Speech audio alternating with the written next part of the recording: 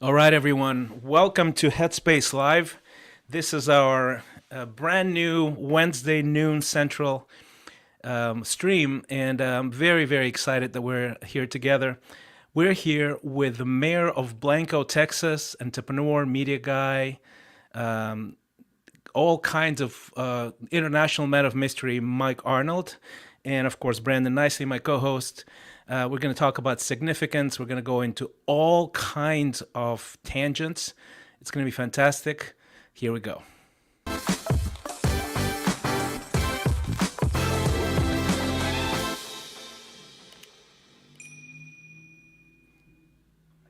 All right.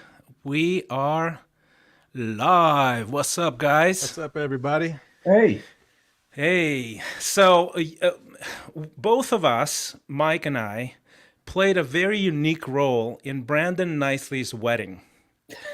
And I want to so I want to start with that because I was so Oh, Brandon of Lord help course me. married the beautiful Nicole, Yes, very way over lucky my guy, head. uh, Hmm. and of course I performed the wedding, and then Mike Arnold had a very specific touch that made the wedding very special because I think you did you do like peach cobbler and homemade ice cream, something like that? apple pie. That Apple pie. was the request. Yes. Apple pie. That was the request. Okay, got it. Yeah, so that was amazing and unique. I just thought it was like the ceremony and then it was just champagne, apple pie, and homemade ice cream. I think that was just fantastic, man.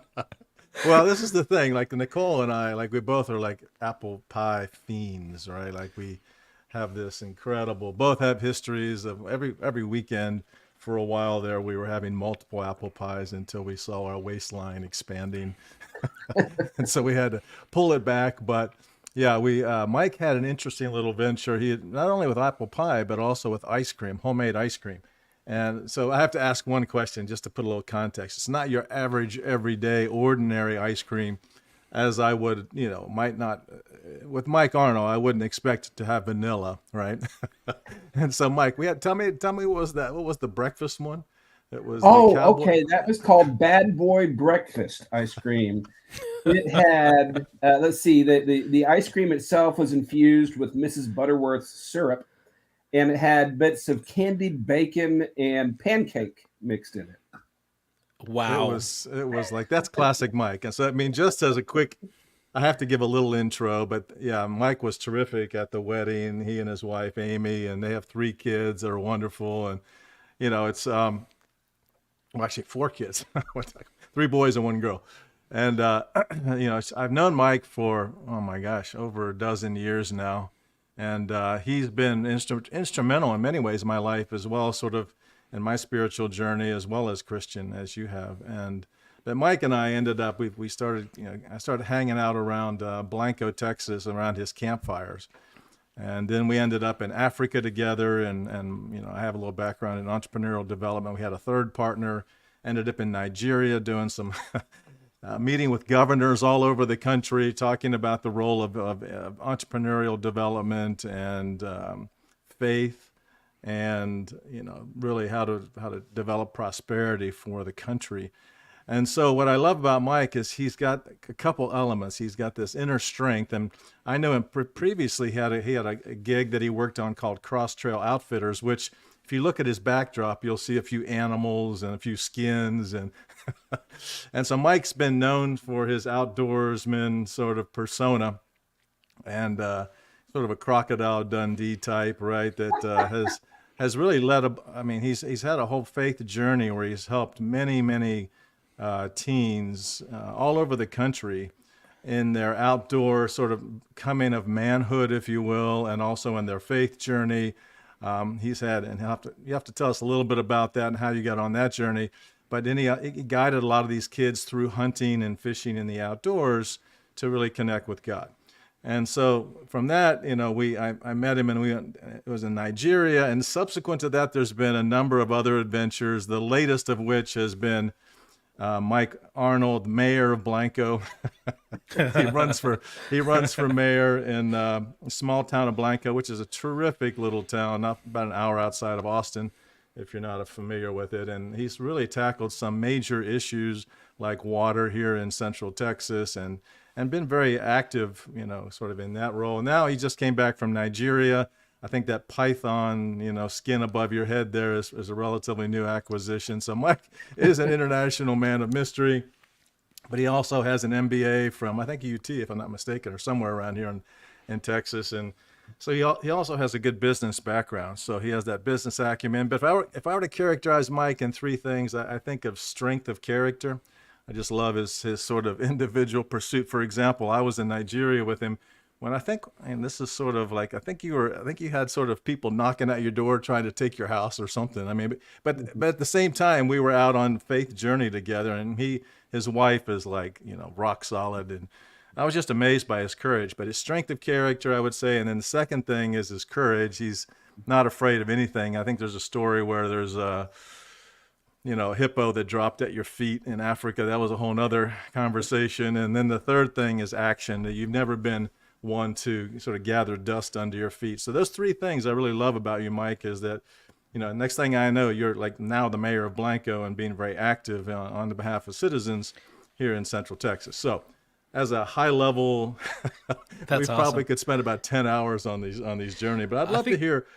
Well, go ahead, Mike. Go ahead, Chris. You might have one question I have is a little of the backstory of Cross Trail Outfitters. I think it's really interesting, and that journey a little bit. So I think as you were saying this, I feel like the three of us share, besides clearly being professionally ADD, right? I think the three of us do share a common desire and passion to live a life of both of impact and significance, right?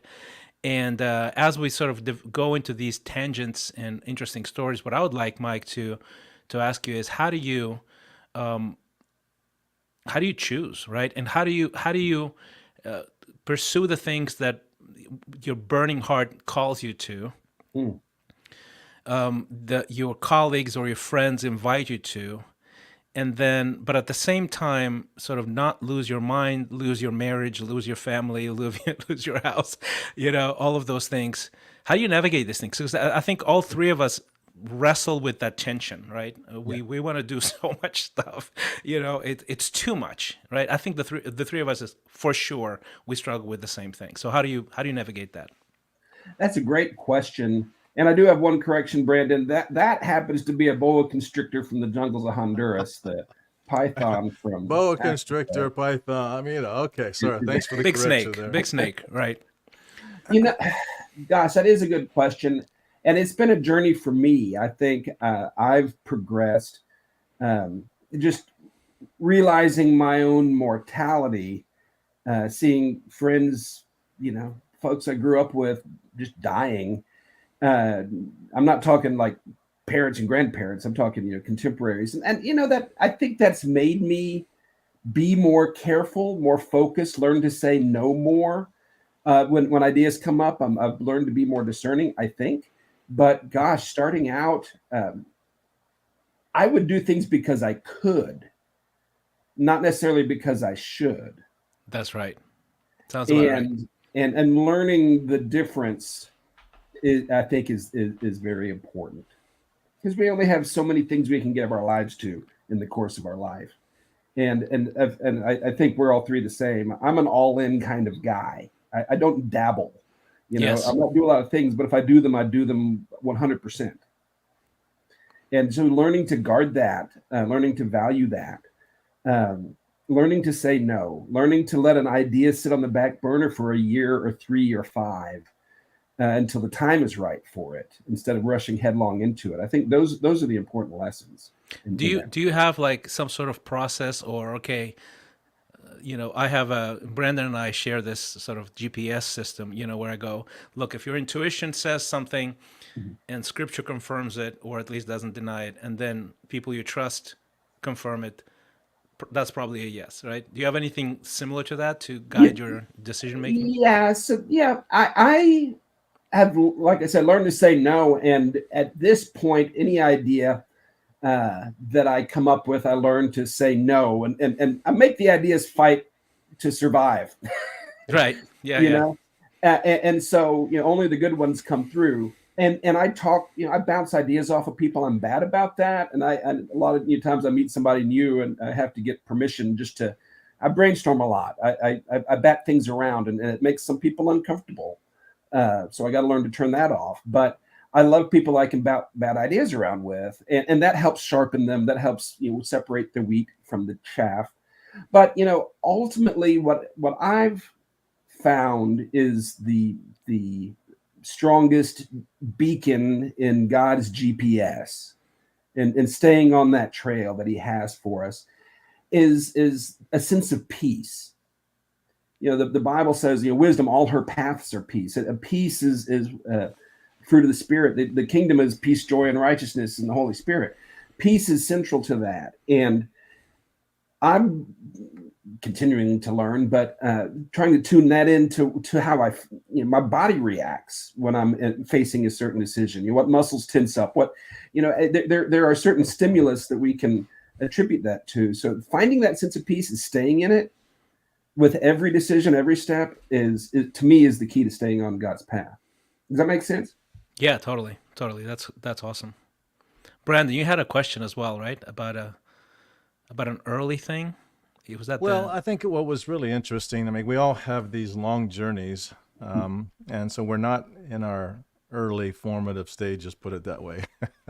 We have a little mile, but we've got a little bit of water under the bridge, behind us. But it's usually informative to look back sometimes on the things that we've done in our earlier life. And so, Mike, I'd love to hear just a quick, sort of give everybody listeners an intro of what Cross Trail Outfitters was. What was the drive, and then what was sort of the outcome, and how do you look back on things that you did that were pretty major national ventures, and sort of critique it, if you will, or talk about it. Yeah, the lessons learned. Entrepreneurs, it's hard to learn a lesson because we put so much into things, and usually it's at the exit or way down the path that we realize we baked something in wrong at the beginning, and then it's very costly, a mistake. And so, learning from iterations, learning from experiences, that to me that's the takeaway. But the Cross Trail Outfitters, I feel like Forrest Gump telling my story sometimes. I've been a lot of different places, but I was business director of Texas Trophy Hunters Association. It's a big multimedia company in the outdoor space. And I kept seeing, my heart's always been pulled towards ministry. The relationships that people form in the outdoors, the experiences we have outdoors, it's impossible not to see God's hand. And I kept looking for ways to bridge that and use that as a ministry. And I started a group still going called Christian Outdoor Alliance first. Brought in a partner, started doing a number of activities, started to grow. And it was in the midst of that I picked up on the power of youth ministry in the outdoors. I started taking boys in my neighborhood hunting and fishing, and just building relationships with them. They can't be outdoors without meeting God, and we just got to put a face with the name. And it became very powerful. What really triggered me to look at doing this full time was when a single mom dropped her son off with me, pulled me aside and said, "I've done all I can with him. I'm leaving him with you to make him a man." And that hit like a ton of bricks. But I started to develop that. It didn't fit with the organization that I had previously founded. It had its own momentum. So I split off, started from scratch, Cross Trail Outfitters, and kept doing that, put a model to it. Wrote a 96-page operations manual. Just that was the download God had given me, and just started doing it. Within 6 months, had 5 units up and running with a full-time person in Texas, and within a year and a half after that, had 5 states where they were doing it, and it's now coast to coast. So yeah, I just started as an idea and a passion and a calling, and just I had to go do it. What else could I do? Yeah, it's a great story. It has like meaning, and it lines up so well with who you are. How do you make a decision to go from hobby to business venture? Wow. So I was 28, 29 years old, making 6 figures, running this media company, and I was in line to buy it. my wife knew that my heart wasn't in it anymore, that I was being called to ministry. And I was praying about that. I got a lot of advice from different people, people that I trust, people that have walked this path. And one of them said, "Oh, keep your job, make your money, and just keep that on the side." And, that was some of the advice I got. Now, that didn't sit right with me. That peace, I didn't have it. And I remember laying in bed one night reading Proverbs, where it says, "Seek first." No, that's Matthew, where it says about wisdom, and basically just going all in for God. And I told my wife, I said, "Honey, I'm resigning tomorrow." And she said, "Why?" I said, "Because I'm supposed to seek first the kingdom, and I'm not doing that." And she said, "Okay, honey." She said, "How are you going to provide for the family?" And I said, "Honey, Excellent question. that's not my job. It's not Mike the provider. It's Jehovah Jireh, God the provider. It's my job to seek first the kingdom, and if we do that, He promises to take care of us." And she said, "Okay," and I resigned the next day. So since then, you've done so much different stuff. Like you have sort of. I feel like we both, Brandon and I, identify with you quite well because we have these very different interests. And for those people out there who are going, look, I want to do great things, basically, right? How do I pick the right thing? What's compatible even? I think you described something like a shift to a completely different direction. And I've done this several times as well, right? I've like reinvented myself several times. And my wife keeps saying, "Oh, we'll be fine. You know how to reinvent yourself." And at the same time, there's something to be said about, okay, timing, how to do it, things like that. Why is it that you're passionate about, for example, you're the mayor of Blanco, and then you spent, you're doing this big thing in Nigeria. So just illustrate this for me, right? You're doing this here in Blanco, and then you're in Nigeria caring about internally displaced people. How does that flow together? How do you balance it? It's a legitimate question, right? It is a legitimate question, and I don't recommend that for everybody. And on top of that, I have multiple companies that I run, and I'm launching probably the biggest venture of my life as we speak. So, I can't say here's a lesson I've learned other than learning how my brain works. And I can't tell you that it's universal, applies to anybody else, but I'm very good at compartmentalizing. And my mind always needs to be active. And so having a range of things that fit within the different facets of my personality or my character or my gifting, that I can, when I get distracted with one, the next thing can be my distraction. And so I'm always being productive by it's maximizing my ADD. Maybe that's the way to say it. Yeah, interesting. Yeah, it's I compartmentalize. I have stacks on my desk, and I can just turn from one to the next, and it's just how my brain works. So I'm curious about the calling to be mayor. That's not your typical entrepreneurial journey. I mean, No. So what was it that what caused you to sort of go down that path? So without getting political, we live in a community here with a long history, solid bedrock of values, conservative Christian Texas values, and it's made it a very comforting community. People don't lock their doors at night. It's a beautiful little town. The influence of Austin started coming in very strong.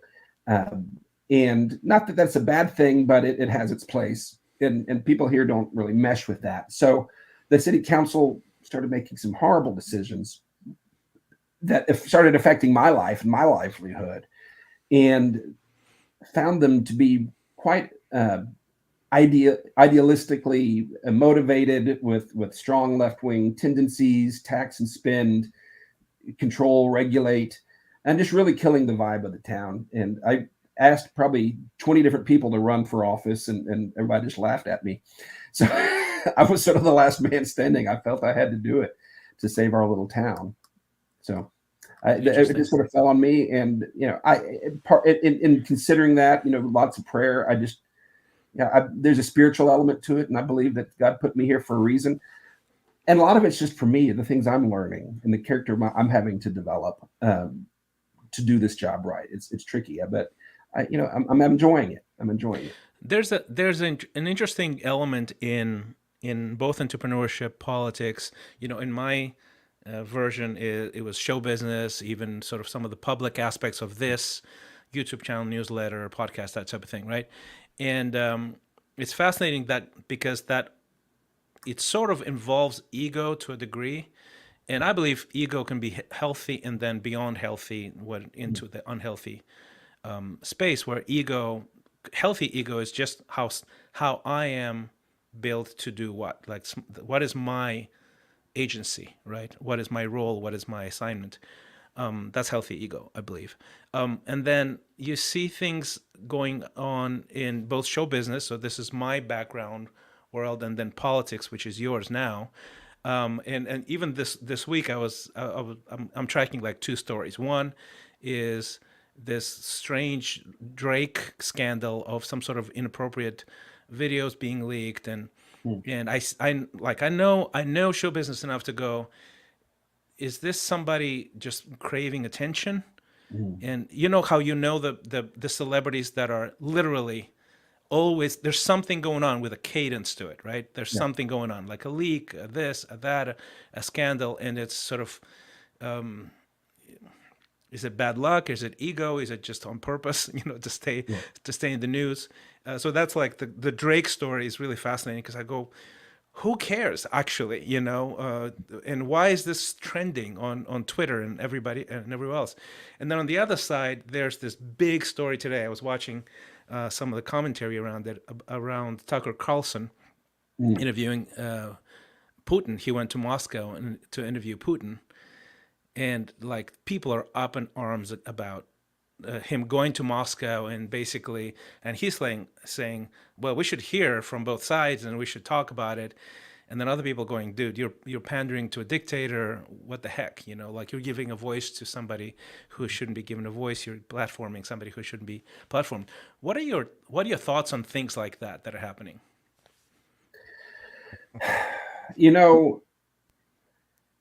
First of all, running for office and stepping out there, more publicly. When it comes to ego, I, for much of my life, wrestled with deep insecurity that I overcompensated for in many ways, and it's a box, it's a prison, and it took a lot of getting ground down and getting pruned, but also getting built up the right way to overcome that. And it's funny because I finally got to a point in my life where I could honestly say, I really don't give a crap what people think about me. And then it was right when God called me to run for office and put that to the test. And I got to tell you, it was a test, because if I believed a fraction of the things I hear people say about me, I wouldn't like myself very much. I mean, for a small town, it's quite nasty and contentious and hateful. An element of it is, and me running for office, I'm the focus of that. It's tough, but I had to go through that to get to the other side of it to realize I still don't give a crap what people think about me. I'm just going to do what's right. But it's also given me a better insight as to you're saying, all these headlines, social media. I don't trust any of it ever. I don't take stock in any of that. I try to connect with the person. And judge a tree by its fruits. Look at what they do. Look at the results of what they do, and not what people say about them. And that applies to celebrities as well as to the guy down the street. Yeah, you're right. So, like, as a former celebrity in a past life, I look at somebody like, whatever, Drake, and then it was Kanye West. He became a Christian, and then he's a little crazy, and you go, well, I don't know if he's a really Christian, that kind of thing, right? So part of it is a curse, right? Like, you're in the spotlight. People just make all kinds of assumptions. They make headlines about you, and then they say stuff that is completely untrue, and you have to defend yourself. Or sometimes you want that, and you sort of create these sort of scandalous things. So I get that part. I want to actually ask you about and you might not even follow the story, but just from what I tell you, Tucker Carlson, because you understand the polarity of American politics, right? Right Yes. now, Yes. Tucker Carlson goes to Moscow. How do you see that move? You know, I have respect for Tucker Carlson. I think that's what a journalist is supposed to do. I haven't seen the interview, Right. Me neither. but I think it's good to shine the light and get to the truth and get to the heart of things. Again, what he does with the interview and how it's promoted is one thing. But gosh, if as a journalist today, you could go back in time and interview Adolf Hitler, would you do it? Right. And I would think That's a the answer would question. be heck yes. Mm-hmm. People go to prisons and interview serial killers all the time and make documentaries about it, and that's a cool thing. So I don't know why Tucker Carlson's getting attacked. Like I said, I haven't seen the interview, Yeah. but he's sure getting attacked, and I don't think it's fair, in my Well, opinion. it certainly drives their primary objective, which is viewers. Yeah. Yeah. So at the end of the day, that's the bottom line. And whether it's right or not doesn't really matter, because as long as eyeballs are on it, they're going to do it. Yeah. Right. On both sides, the folks Yeah. doing it and the folks criticizing. Yeah, they're both criticizing. People are criticizing and making a big deal out of it, and people doing it, right? Because it's a bold move. Yeah. It's unusual. But speaking of eyeballs, that actually, go ahead, Mike. I'm sorry, it's the hypocrisy that gets me, because those same people that are saying how evil that is, you can look back and there's other journalists have interviewed Putin. I mean, that's not a big thing. They're tomorrow, if some liberal went and interviewed Michael Moore, goes and interviews Putin, he'd be a hero. The same people would. I mean, that's they true. don't have any principle. They don't have any rudder. It's just politics. It's about making the other guy look bad. Is what it's all about, and they'll switch it each day. Yeah, I think Oliver Stone interviewed. I think he interviewed Putin. I think maybe, but he was one of those guys who would go, right. Yeah. Who would go and talk to people, and he's on the other side of the aisle politically. Yeah. So I think you're right about that. It's fascinating. It's an interesting segue into Nigeria. Yeah. When you think about things that are really news, that are maybe not so newsworthy, but they get all this sort of attention. The flip side of that is things that maybe should be getting attention that aren't getting attention. And maybe that's a good tee up, Mike. That's perfect. Absolutely. For what you're working on and what you've discovered. I mean, just give us a little bit of a discovery exercise here and what you've learned. Because I know you've been in Nigeria how many times now over the last couple decades? Excuse me, I just dropped something there. I've been to Nigeria 13 times. I've been to Africa 15 times. I was in Nigeria in November. And then I just got back from Kenya 2 weeks ago. So God has pulled me over there. I never in my life before I ended up there did I ever have an ambition to go there. It's never been a dream of mine to go to Africa, but God keeps calling me there. Making a long story short, in 2019, I was doing an evangelistic tour through the nation of Nigeria and stumbled into what's called an IDP camp. I'd never heard of that, didn't know what it was. IDP, I found out, was internally displaced person. It's the same legal status as a refugee. They're just still in the same country.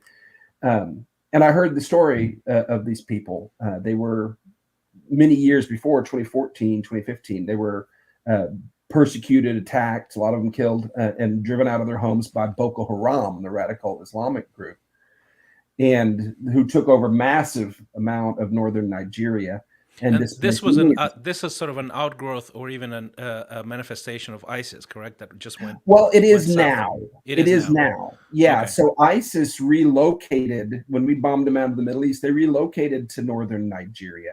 Now, back up just a bit. Nigeria is the 6th largest population on earth. It's a very large nation that has a very large economy. They're one of the top oil producing nations on earth. And there's pockets of extreme wealth, like Lagos, Victoria Island has the highest per capita extreme luxury cars in the world. So it's not all of it's not run down. Of course. Yes. And Nigerian Americans are the wealthiest and most educated group in America. So this is a very important nation. We don't hear much about it.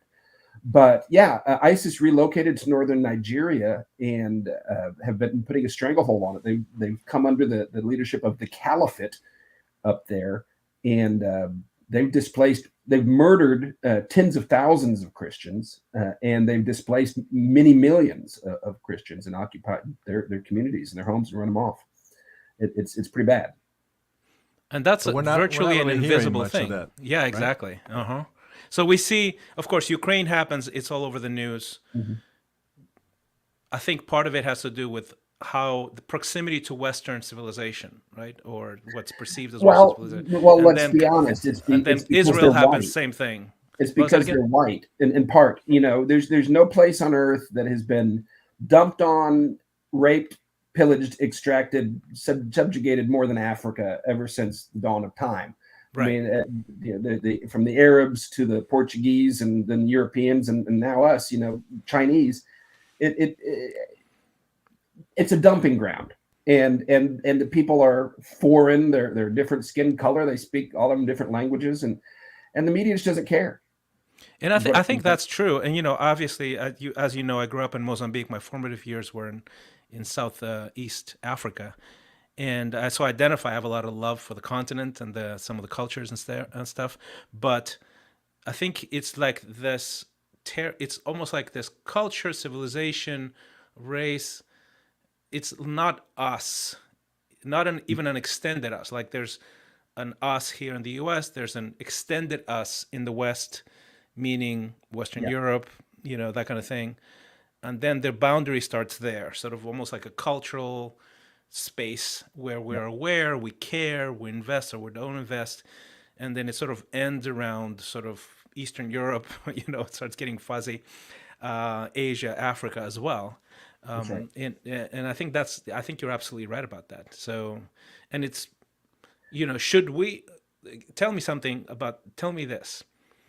The U.S. has done tremendous stuff internationally, right? Mm-hmm. When it comes to, it's one of the most generous countries in the world when it comes to aid of all kinds. For example, even you may not like some of the stuff that George Bush Jr. did, but under him, on the PEPFAR, which is the president's initiative, vital money went to Africa and saved millions of lives in the AIDS epidemic. Millions, actually.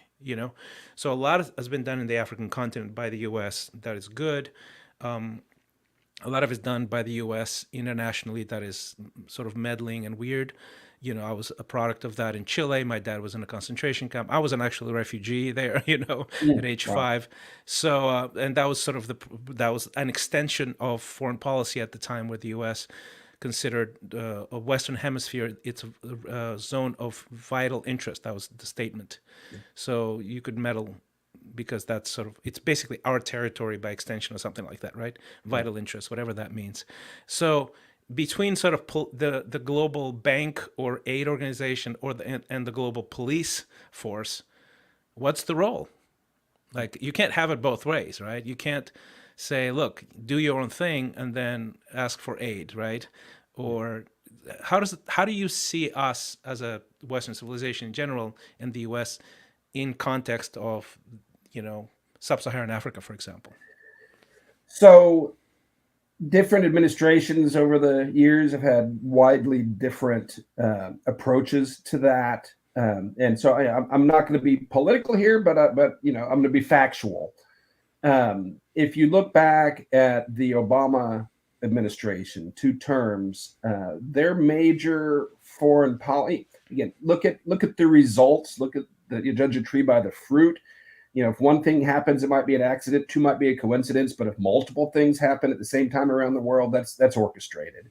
And the Arab Spring was a handoff, and it was our foreign policy, effectively to hand off multiple nations to radical Muslims. Now, whether it's because of that or for other political reasons, the fact is it was handed off to radical Muslims. Nigeria was in the second phase of that. Our administration very overtly, and I've got the goods. It's proven. Orchestrated an influx of radical illegal immigrants from these other nations that had just been taken over, shipping their surplus population down to the democracy of Nigeria. Millions have flooded across the northern border, joined the caliphate, displaced the Christians, and they've carried the national elections, and it's been a rolling genocide ever since. We orchestrated that. Our nation did that. So tell us more about that. So if I can sort of take a step back on the handoff comment, Sure. right? What you're saying is this the handoff? Is that, hey, it just happened? No. There's a spark, there was a fire, and then the U.S. looked at it and I'm like, it's too hot, it's too complex, too costly. We're gonna just allow it to happen, whatever. Or are you saying the handoff was there's a deliberate action that was orchestrated? I mean, that sounds like conspiracy Well, let theory me to tell you the facts of it. When I Yeah. first started going there in 2010, 2011, there was a Christian president, President Goodluck Jonathan. And if you look at the vital statistics of the nation under his leadership, Now, he is did that his a- first name or is that his nickname? Good luck, Jonathan. Goodluck Jonathan is his given name. That's fantastic. Goodluck Jonathan. They have wonderful naming. That is a good name. protocols over there. That is a good name. But he was a Christian reformer, and if you look at the vital statistics of the nation underneath his leadership, he improved the nation dramatically. Wasn't perfect, but did very good. There was, when it was time for his reelection, and again, at the same time, it was very stable. The National Cathedral and the National Mosque are side by side in downtown Abuja, which is the capital. They're the exact same height. It was the only nation on earth at the time where radical Islam was being pushed back. There was harmony. There were still skirmishes, and there was military effort up in the far north to contain the radicals, but they were successful in that.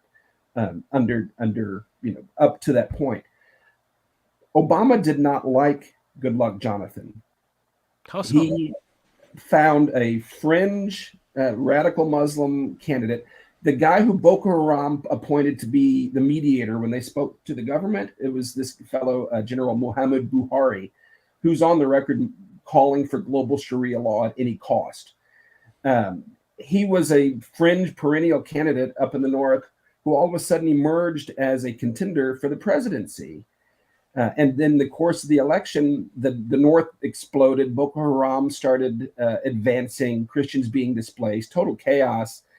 And Goodluck Jonathan lost and Buhari won. The subtext of that, first of all, Buhari's campaign advisor on the record was David Axelrod, Obama's right-hand man, his political guy. That was who orchestrated the Buhari campaign. In the midst of this, Obama pulled U.S. military support from Nigeria's fight against terror. Hillary Clinton, who was Secretary of State, refused to call Boko Haram a terrorist organization. Obama pulled our support. He also blocked support from Great Britain and Israel when Nigeria sought elsewhere to get military support. So they were left on their own. And this is factual. This can be This is all verified. factual. Oh, yeah. In fact, to the point, I have an acquaintance that lives nearby, the husband of a good friend of mine. He was top-level White House military intel liaison. So he worked in the White House, liaison to the military intel community at the time. And this is why he left government service after a long career. When the Chibok girls, there was 170 some odd girls that were kidnapped. Oh yeah, bring back our girls. That was a big thing. I remember that. We had real-time intel on the location of those girls, and we were ordered not to give that to the Nigerian military. We could have rescued those girls, and we were ordered to stand down. Huh. The Bring Back Our Girls hashtag came out of Buhari's political party. When Michelle Obama was holding up the Buhari campaign slogan, Bring Back Our Girls, her husband was literally selling those girls into sex slavery for political gain. And it ends up, in the midst of all this, what came behind Boko Haram was this flood of illegal immigrants that came and occupied that area. The governor up north over there just recently said he knows of 64 communities in his state that used to be Christian communities. Now they're occupied by jihadis. This was a massive multi-million person flood of illegal immigrants that have hijacked the country there, and it was orchestrated by the Obama administration. So, so obviously, this is stuff that, and to me, honestly, I believe you, I trust you, of course, but this sounds all the way conspiracy theory level stuff, right? Because it's like if it's all true, it's pretty evil stuff, right?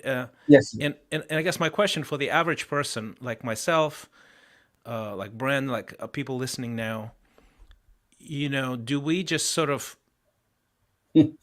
do we even pay attention to this? What can we do? And also, what are the boundaries between, hey, this is our backyard. We have plenty of stuff that is dysfunctional and not working well in our own madness, right? This year is going to be a crazy year, I believe. And what should we care? And I think to me, like, and this is my answer to, and I really would love to hear your answer. My answer is this: my focus in, let's say, Africa or Ukraine is compassion. That's it. Like, look, at this bottom line is I'm not going to know who's corrupt. Probably everybody to a degree, right? It's politics. And there's all kinds of games being played that are way above my pay grade in the sense that of access of information. And my motivation personally is if there are people that are suffering and I can do something about it, let's say in Maputo, Mozambique, with our after school academy, it's called the Sand Academy.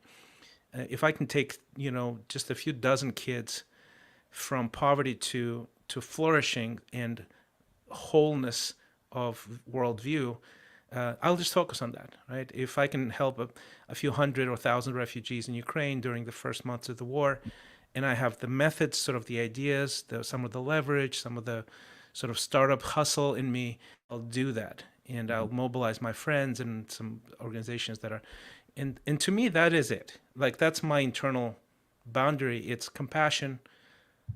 If I can help and have the resources to help and the time to help, I'll help.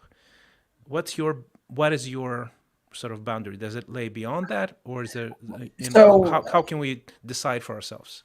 Okay, so Jesus said, the poor you'll always have with you. I mean, there are people, down the road from my house that I know could benefit from my efforts. Instead, I'm doing a lot of work in Africa, and what it comes down to, you really have to just go where you're called and keep that sense of peace. But for me, I sort of took the rabbit trail to the bigger picture. But for me, it's about serving these IDPs, the people I know that have become my friends. This camp we discovered, New Kuchingoro, it's in the middle of Abuja, which is the capital. We have a school there now, have 250, almost 300 full-time students there now. Most of these kids were born in that camp. That's all they've ever known, is a sewage ditch and a shanty and scrounging for food because the government's forced them to stay there. But now they have school, they have uniforms, and they know their multiplication tables, and they know what they want to be when they grow up, and they have hope, they have a path out of there. And so now we have a total of 450 full-time students, 15 full-time teachers, and 3 camps, and we're growing. That's what started this all, and that's my focus. It's in looking at the bigger picture. How do we get these people out of the camps? How do we get them back home? That I started doing the research and making connections and digging and finding out this bigger picture. But it's just following the trail, and it all ties back to serving these people, getting them home. This is an injustice. These are people that are amazing people that they've done nothing wrong other than be Christians, and that's what drives me. That's my heart. Yeah. Okay. So I think we're the same here. Even though obviously you're right. I mean, we might have knowledge or access to information that it's bothersome and weird, and and it's almost like I would prefer not to know certain things. Ignorance is bliss, right? No, I get it, and even trying to articulate the truth there, and not getting it pigeonholed as a conspiracy theory or getting pigeonholed as a Republican or right wing. It's just the truth, and as painful as it is, I usually put in the context. This was U.S. foreign policy.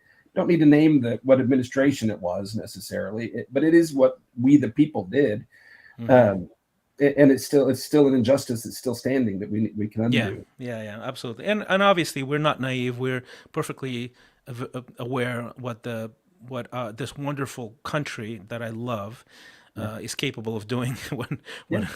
when it's coming from a different place, right? Yeah. I was on the receiving end on that personally, so I know. So I'm proud to be an American, and yeah, same here. it's still the greatest nation on earth. But we have our flaws, and we we need a revival here. We need people to turn back to God, and otherwise, if America goes dark, the world will be a very dark place indeed. But it's kind of like where you started. I mean, at the end of the day, Drake and the whole interview with Putin. The end of the, I mean, at some level, there's a need to shine the light, or at least provide exposure, so that truth can sort of be aware, can kind of be reach the masses. And until that happens, all kinds of things are done in the place where they try to cover it up. So I like the idea of being able to shine the light where we can, totally be, compassionate, raise capital, do the good work that's needed. But there's also a call to accountability at some level for our government that, somebody has to be the one that's shining some light on that. So I appreciate the work that you are doing there in that space. It's a fight. It's a fight. Yeah. But something I've realized, God doesn't use metaphors randomly. He created that truth he communicated it to us in many ways. So when God said, talks about light and darkness, the fact is there's no such thing as darkness. It is the absence of light. Yeah, it's the absence of light. And that's right. When you turn on the light, the darkness disappears. And so to me, that's so important. And a word God gave me about this work, and it applies to your work in Mozambique as well. What man has long called the dark continent, God is raising to be the continent of light in our generation. I believe that. I've seen where Reformation, where revival has taken place, where communities are renewed in an amazing way. They're amazing people. They're brilliant. They're hardworking. They're entrepreneurial. They have values that we've lost. And when they get that spark, when it clicks finally, Africa is going to emerge as a global leader, and it'll be a good thing because they're good people. Hey, Mike, just around that, I'd just love for you to tell the story when we were over there. And remember, John had lost his wallet. Yeah. Maybe because I think Nigerians get a bad rap. There's a lot of folks who are trying to steal your money, and it's a small percentage, right? But I think this story is representative of really who Nigerians are as a people. That's right. And I could tell multiple stories that make the same point, but this one stood out, and you were there with me. So this was a number of years ago. My dear friend, Professor John Ofebu, who is an American man, but from Nigeria, loved Nigeria, and had a big ministry over there. Took a lot of Americans over there. Unity for Africa. John was taking you and me on a tour of Imo State University. That's one of their more wealthy, petroleum-rich states in the Niger Delta. Imo State University is about the same population footprint as University of Texas at Austin, about 50, 60,000 students. So it's a big one. John was personal friends with the president of the campus. We were visiting him. And he was going to take us on a tour and show us the new bookstore on the other side of campus. So we walked out of the office to go to this car, and to get there, we had to walk through the free speech area, sort of the rally area on campus, and it happened to be the day of student government elections. And so we were pushing through there, and it was a vibrant, very active, tight place. And we got to the president's car, drove a mile maybe to the other side of campus, and got out, and we were touring the bookstore. About 5 minutes into that, a young man comes running in, sweating, out of breath, and comes straight to me and says, "Excuse me, sir, I think one of you dropped this," and hands me a billfold, a wallet. I didn't recognize it, but it was pretty thick. See, we had given all of our travel money for the trip to John to manage, because he was the Nigerian guy. He knew the way around, and that was just the norm. And he always took care of things. But he happened to have all of our money in his wallet that he had dropped in the middle of that rally. which is thousands of dollars, and Thousands of would have dollars. this kid would have been set for life, Wow. right? Wow. Yeah, a room, board, books, tuition for a year at that university is about $1,000. So he had a full scholarship in his pocket. But Mhm. he handed it to me. I held it up for John. John turned white as a sheet. I handed it to him. He opened it up, and nothing had been touched. It was all there, every penny. And this, We correct turned me if I'm around wrong, to but this see kid this had to young walk. man. This kid had to walk a couple miles, right, from where we He were. ran. He chased us down. So he literally ran a long distance, chased us down with clear cash on hand, and that just shows the character of, I And he think, was your gone. average Nigerian. When we turned around to thank him, he was gone. He did his job. He left. He didn't even stick around for a thank you. Wow, that's amazing. Do Yeah. you think, that this actually brings me to a question?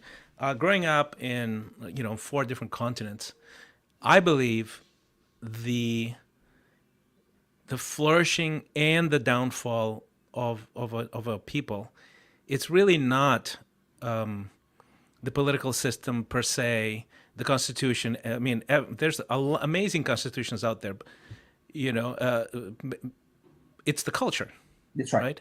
It's what the collective consciousness believes about the world, about themselves, their place in it, what people believe about their freedoms, their agency, and all of that. And I found over the years that that is essentially it's a persistent thing, and that's sort of something that Americans, not because we are uneducated or unaware, but because we come from such a different perspective. We go, don't you want to be free? Don't you want to have, prosperity? And people don't actually. They want other things above that, or they don't understand how to get there. And that's why when we sort of Americans do nation building, it goes south, Yeah. quite a bit. Yeah. And then, but by the same token, growing up in Africa, it's just in Mozambique, such amazing people. Oh my gosh. And my question is, how does culture shift towards it being a nation of light, a continent of light, as you said? Because that would be remarkable, And I understand how a country, like looking at the US right now, in some senses is actually losing its light. I can see the slide. I don't think it's beyond repair. It's still really, really robust, I believe, culturally. But I can see the slide into darkness. I see the trajectory. My question is, I have not seen a shift up in, let's say, a third world country. Let's say Russia or Ukraine necessarily. Even I don't know. I can't tell. Do you see that, and how do you determine that in Nigeria? Yeah. So, I mean, I would point you as an example, and they used a means to do it that I don't appreciate, and they've made something that can be pure evil. But China, I remember, gosh, just not too long ago, I remember reading the average pay, and it was a joke. China was a impoverished hellhole, Right. and look at them now. They're a behemoth.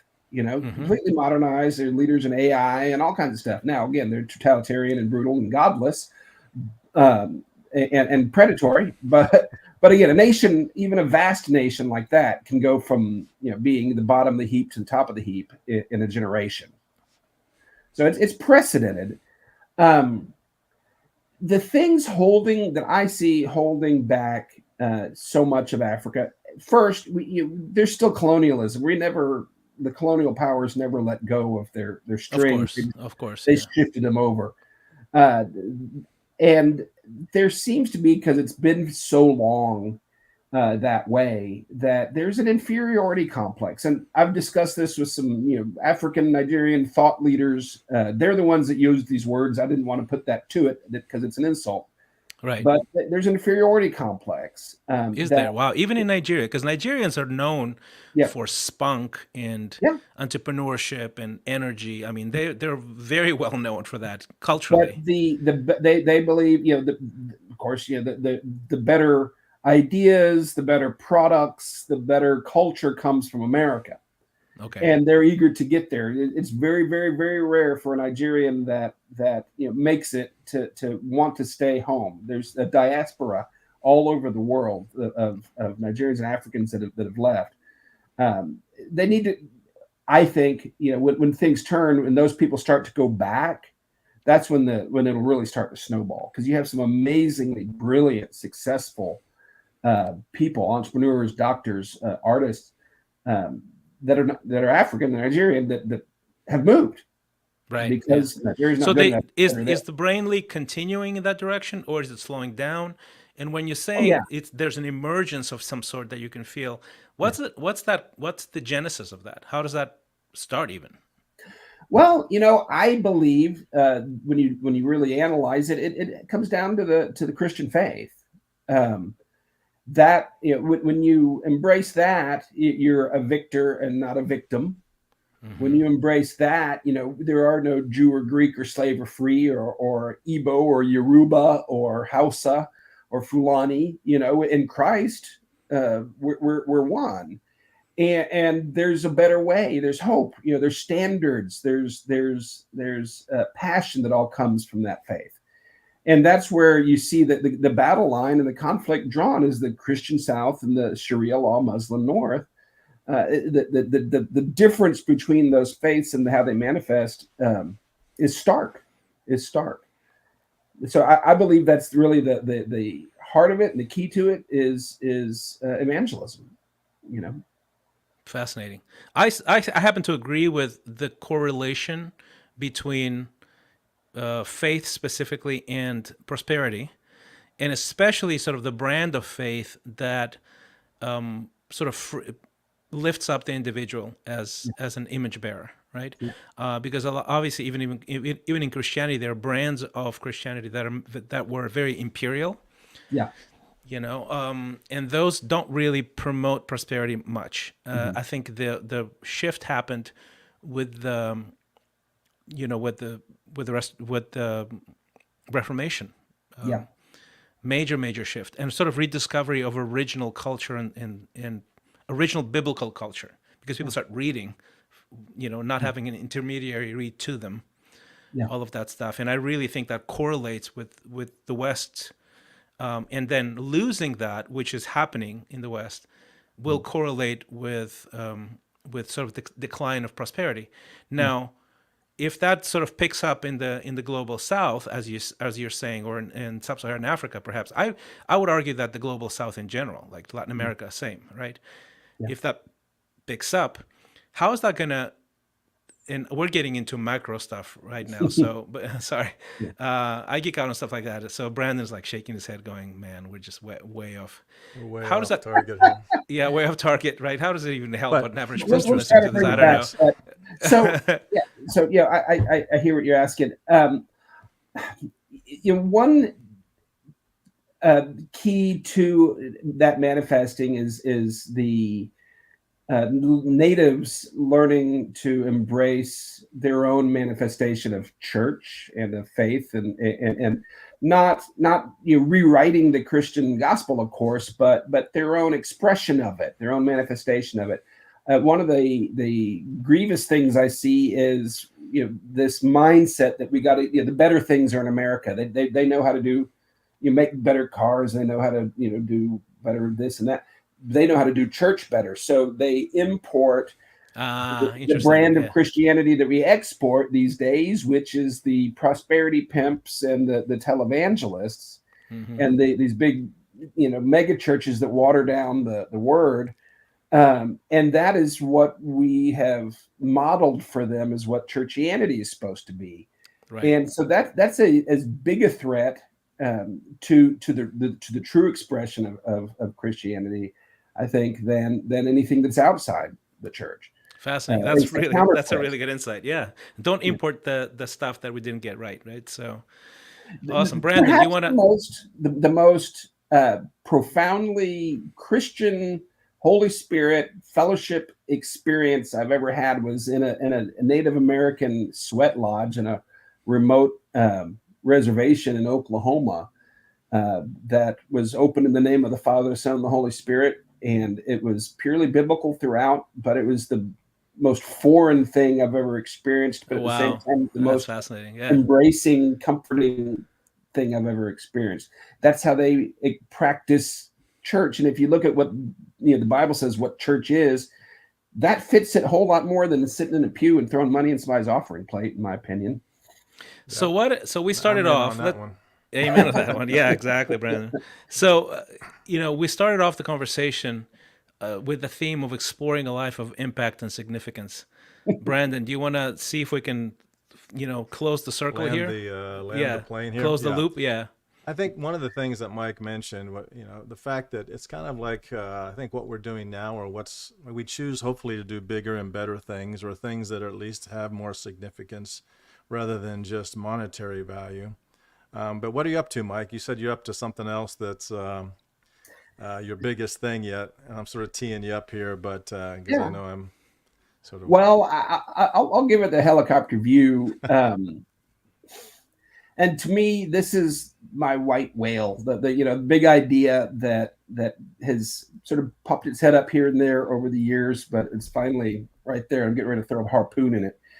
And it's something that I've by necessity had on the back burner for, gosh, year and a half now, which is where ideas develop their good flavor. You put the soup on the back burner, let it simmer a while, and it's really for effectively launching a platform for chefs.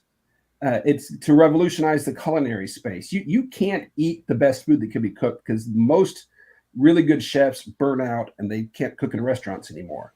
They can't do paint by numbers. They can't do repetition. So there's really gifted, trained, experienced, qualified chefs all over that are installing air conditioners or selling real estate that they can't set foot in a commercial kitchen anymore. I'm creating a platform for them as facilities-based venues that they can step into, rent for a week, and host basically perpetual pop-ups. So we're going to have a new chef, new menu every week. Our entity provides the front of the house. We provide the facilities. We provide the marketing, the coaching, relationships with vendors, and all that. And the chefs come in and they're the rock star. And we're able to give new life, new passion, new vision, new platform in the culinary arts to bring a renaissance to that space. That sounds Yeah. exciting. Sign me yeah. up, So baby. it's I mean, who doesn't want to have great food Oh experiences? my gosh, of course. Who doesn't want to have really meaningful connection with other people around food on a regular basis, and not in a sort of Wendy's style, or excuse Wendy's, or any fast food sort of format, right? Where you can have meaningful connection and great food and experience together. All right, There's so an endorphin that can only be released when you experience one of these dinners, these pop-ups. So the chef, they can control the whole environment, the lighting, the music, the art, and they engineer an experience. And it's a very small, intimate, usually 30, no more than 40 people in an intimate space. And the chef, to hear their passion and their artistry and their vision, and then have it presented and take a bite of it. yeah, It's mind blowing, and it's like being present in the Garden of Eden at the point of creation and seeing the raw creativity and being part of it. So it really is a neat thing. I'm trying to bottle that up. If I can bottle up that endorphin, I think we'll be able to do very well. what's kind of cool in that, that's sort of distinct, I think, from a lot of restaurant models, is that it scales outside of major urban cities. So your ability to, you think about it, most people don't have great food experiences outside of a certain population size, right?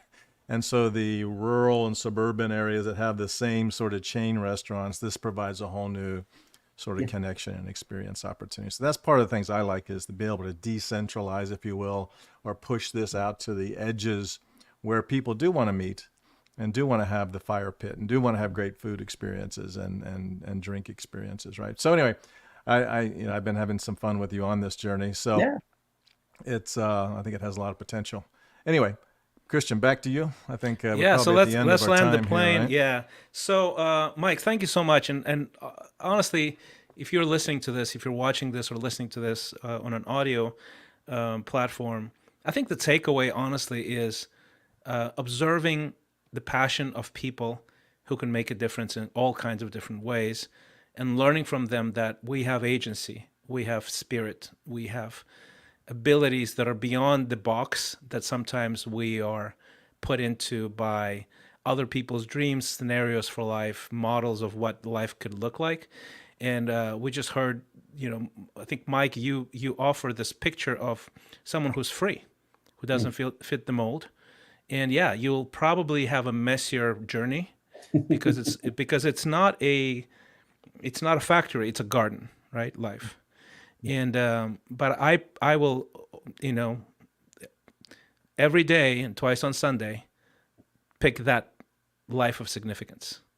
And I may get hurt, I may pay for it, but my life will matter, and I will be filled with joy, with purpose, and the best of me will be at the service of humanity in more than one way. And I think that you will exemplify that. I think that's really wonderful. Thank you. So thanks for coming on. Yeah, I appreciate you having me. The breaking out of the boxes that this world tries to put you in, I think, is key. And one of those, very specific concept of ministry and marketplace. Nonprofit, for profit. Those are just forms you fill out that the IRS created. I believe that an entrepreneur is an apostle assigned to the marketplace, and vice versa. And a business can be a ministry. A ministry can use business principles. You don't have to compartmentalize, wear separate hats. If you're a godly person and you're called to be a disciple and to seek first the kingdom, you don't have to go and stand behind a pulpit.